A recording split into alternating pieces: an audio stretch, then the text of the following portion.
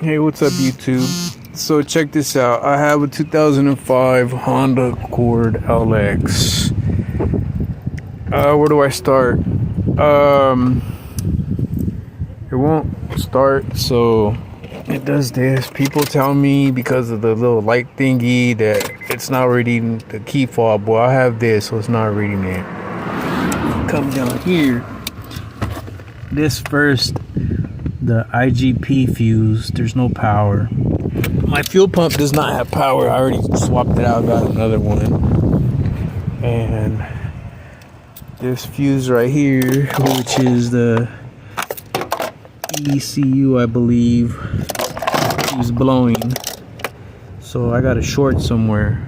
Long story short, because this ground was smoking when this thing just shut down on me, and it does not start. So now I got